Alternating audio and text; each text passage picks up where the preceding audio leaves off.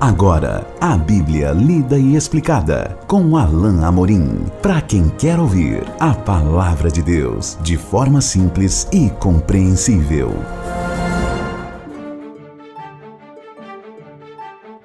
Olá, querido ouvinte, querida ouvinte, estamos de volta com mais um programa, a Bíblia lida e explicada.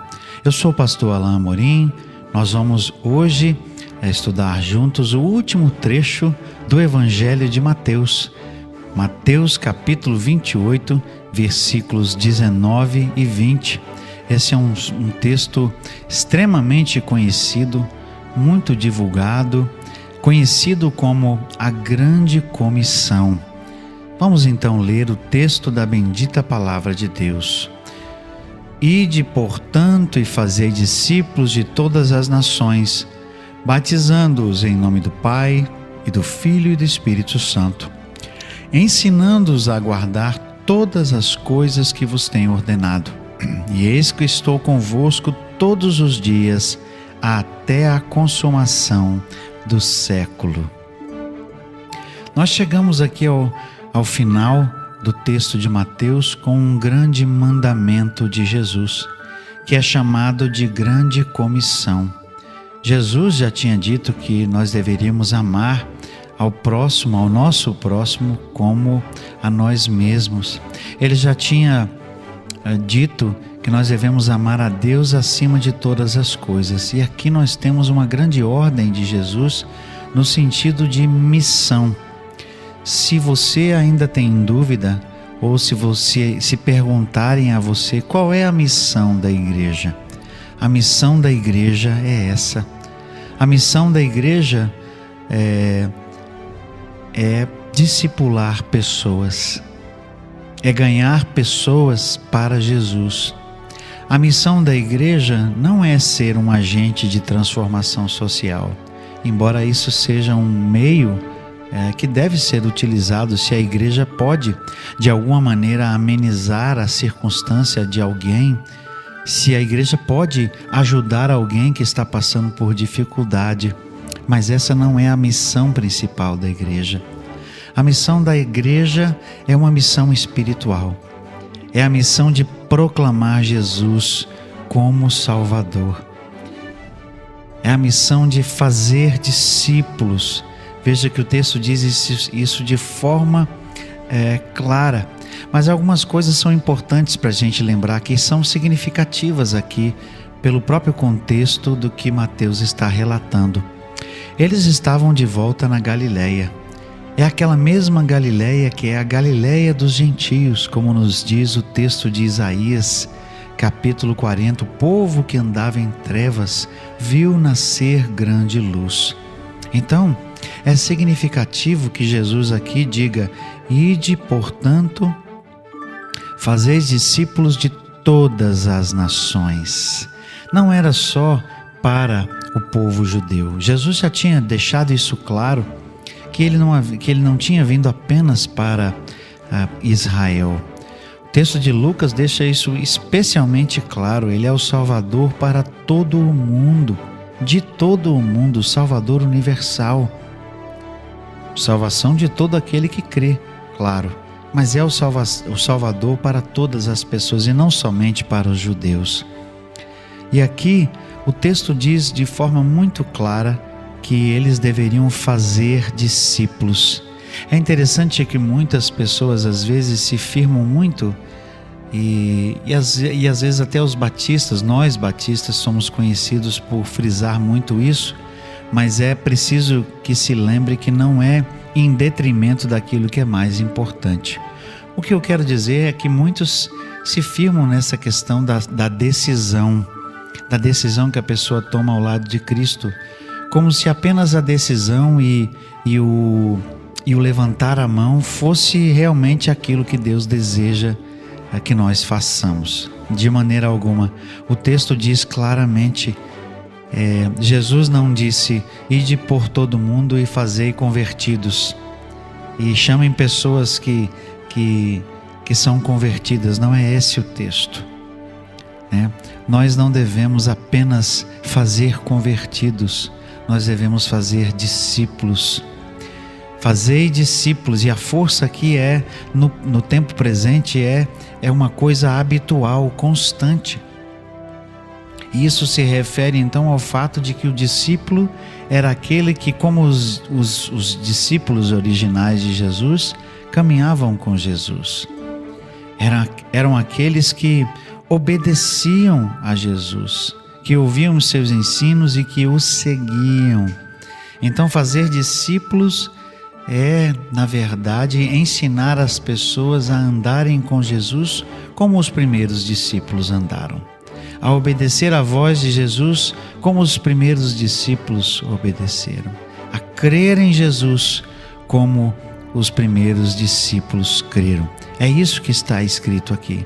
Fazei discípulos de todas as nações, batizando-os em nome do Pai, do Filho e do Espírito Santo. Aqui Jesus faz o que parece ser aqui não uma transferência, mas apenas a constatação de que em nome do próprio Deus, em nome do Pai, do Filho e do Espírito, o poder se estenderia à medida que esses aqui fizessem discípulos de todas as nações. Eles receberiam essa incumbência. E outra coisa importante aqui, e isso tem a ver comigo e com você. Mesmo que o texto tenha dito aqui que apenas os 11 discípulos estavam presentes nesse momento específico, mas os discípulos aqui entenderam que essa ordem, que essa ordenança, essa ordem direta, porque o ide aqui está no modo imperativo, não é uma opção. Esse ide, esse mandamento é para todos nós. Não é apenas para o seu pastor, não é apenas para o pastor da igreja ou para o evangelista e somente para algumas pessoas. Todos nós temos esse mandado, todos nós temos essa tarefa de falar de Jesus, de dizer o que Ele fez por nós, de levar a mensagem do Evangelho. Não é apenas para nós pastores, não é apenas para algumas pessoas da igreja, mas é para todos. Ide, portanto, fazei discípulos de todas as nações, batizando-os em nome do Pai, do Filho e do Espírito Santo. E mais, ensinando-os a guardar todas as coisas que vos tenho ordenado. Guardar aqui tem um sentido de obedecer, de observar. Ou seja, eles deveriam imitar os discípulos, assim como os discípulos estavam imitando o seu mestre Jesus. Nós hoje imitamos o mestre Jesus que vemos em nossos próprios líderes. É assim que funciona. É algo que é ensinado, é algo que é transmitido, que é passado de geração em geração, de pessoa para pessoa. Por isso, o discipulado é algo que acontece no dia a dia e é algo que acontece num relacionamento que nós gostamos de chamar de relacionamento discipulador, porque é no relacionamento do dia a dia que Jesus foi ensinando aos seus discípulos. Caminhar com Cristo, caminhar com Jesus, aprender dele é muito mais do que vir à igreja no domingo. É muito mais do que meramente estudar a Bíblia e aprender o que ela ensina, mas é no dia a dia praticar aquilo que Jesus nos ensinou, viver uma vida de discípulo, de pessoa que é diferente, que foi chamada para ser diferente nesse mundo, estando no mundo, mas não sendo do mundo, como nós sabemos que é. Essa é a realidade do discípulo. É isso que Jesus quer que nós sejamos e é isso que Ele quer que nós façamos, que façamos discípulos. E aí Jesus termina esse evangelho aqui, registrado por Mateus, dizendo algo que é sobremodo extraordinário e importantíssimo. É a presença dele conosco. Eis que estou convosco todos os dias até a consumação do século. Jesus está conosco à medida que estamos fazendo aquilo que Ele nos pediu que fizesse. Ele está conosco à medida que o obedecemos. Ele está conosco à medida que cumprimos a tarefa que Ele nos deixou. A sua presença Que coisa maravilhosa saber que Jesus está conosco enquanto cumprimos a missão. Que a sua presença espiritual, que a sua presença em nós, por meio do seu Espírito, é marcante de tal forma que não estamos sós. E de tal forma também que Ele nos capacita, porque aquele que recebeu todo o poder é aquele que nos comissionou e que também nos capacita a fazer a obra. Você, querido ouvinte, querida ouvinte, que é discípula de Jesus, você precisa ser lembrado hoje. Se você de alguma maneira se esqueceu ou simplesmente porque isso não estava no seu coração nesse momento, Ele está conosco, Ele está com você.